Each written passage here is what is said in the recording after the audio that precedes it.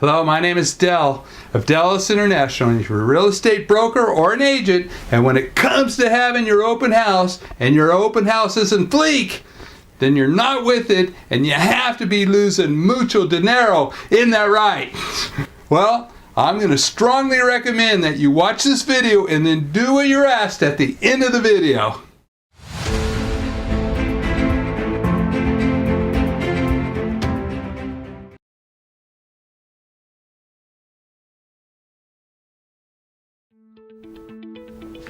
Hello, my name is Del at Ellis International. I have a few questions for you.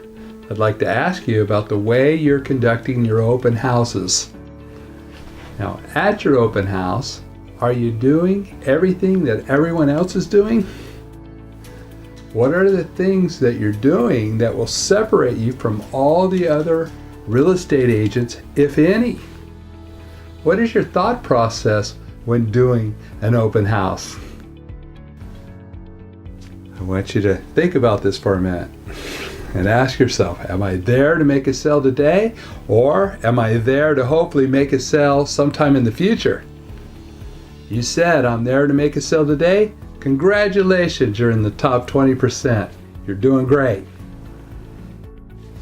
Next question, am I there to hopefully get some new listings, or make the sale today and get new listings?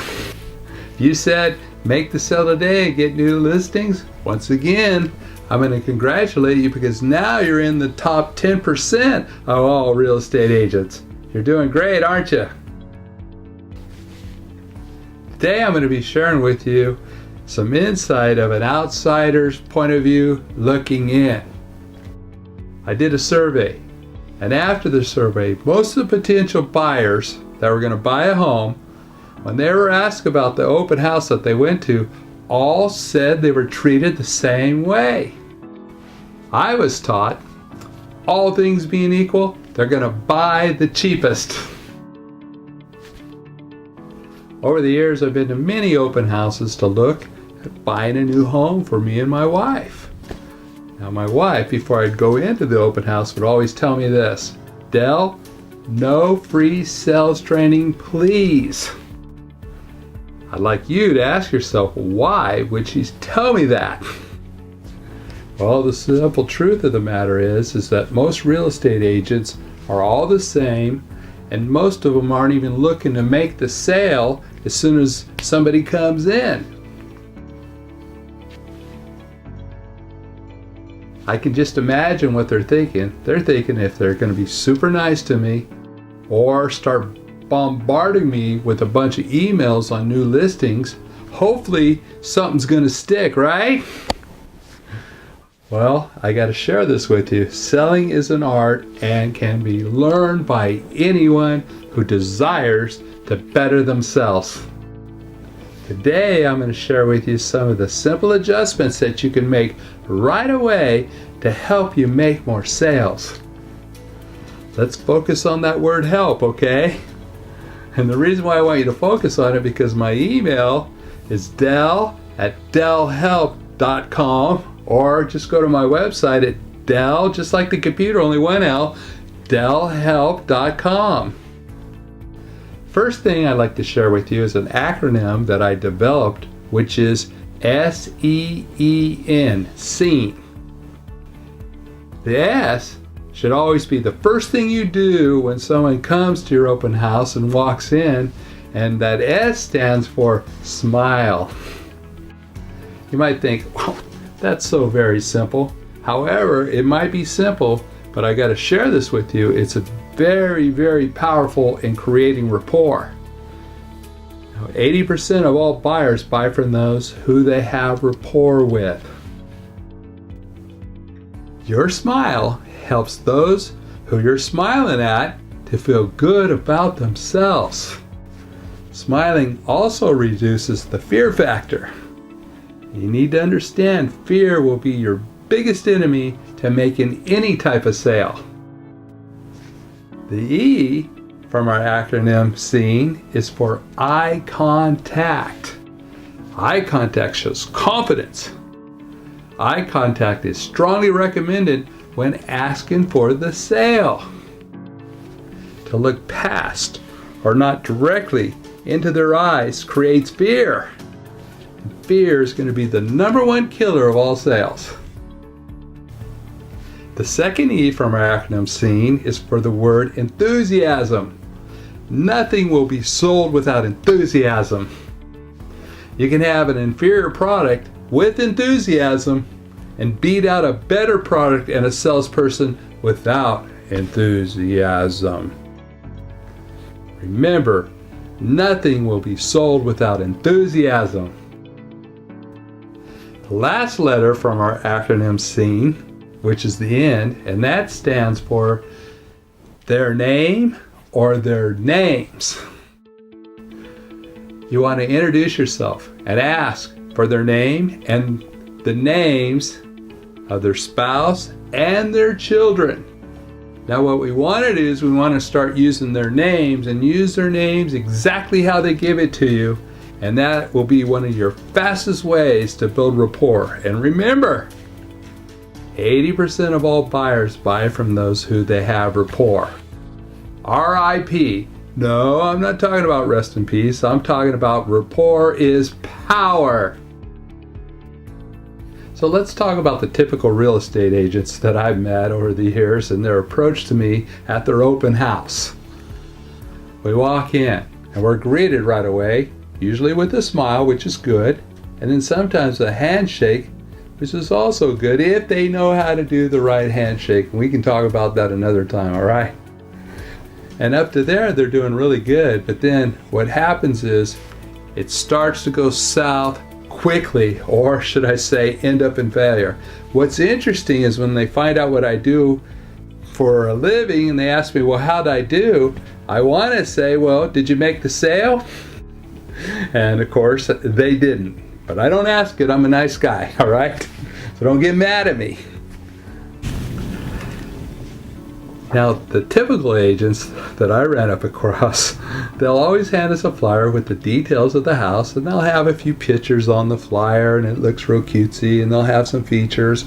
But then the deadly mistake is it has the price. Now, the problem with having the price is most people are going to look at the price before they look at anything else, aren't they? The other thing about the price, let's say we're $10,000 above what they feel their budget might be. In $10,000, about $30 a month more. And wouldn't that be about $1 a day? So better schools, an extra bedroom, whatever extras that you might have for $10,000, because they're looking at the price, they're already in their mind said, this house is too expensive for me. That's the problem with giving out pricing. Now I want to talk to you about the two different types of agents that I ran up across, okay? Most of them will ask us, hey, feel free to look around. If you have any questions, I'll be right over here. And that's good because they're figuring, well, we're going to be low pressure. And we're not going to, force anybody to buy anything else. I mean, we got nothing better to do on our Saturdays and Sundays than just sitting in somebody else's home, hoping and praying somebody comes and buys, right? And then we have those other agents that they want to take you on the tour, and that's pretty good. But we're going to talk and break down both of these, all right? So let's first talk about the one who invited us to look around, okay? So we walk through the house, me and my wife Sonia, and we come back to where the agent is sitting. And the agent always asks us, well, do you have any questions I can answer for you? Well, we already know what the price is. All the features were already on the flyer. So at this point, we say, no, we don't have any questions for you, but thank you for the flyer. Can we get one of your cards, please? And then we jump on what they call the B-back bus. But the problem with the B-back bus is most of the time the B-back bus never comes back, do they? You need to understand there's certain questions you should never ask. And probably the most important one that you should never ask is, do you have any questions? Because that's the biggest no-no you can ask for a couple reasons. Number one, it gives them a choice between saying yes or no. And number two, it makes you sound like everyone else, doesn't it?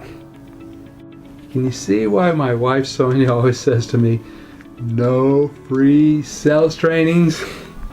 Can you see why my wife Sonia always says to me, no free sales training?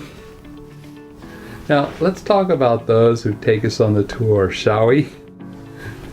We walk up and they say, well, over here we have the formal dining room.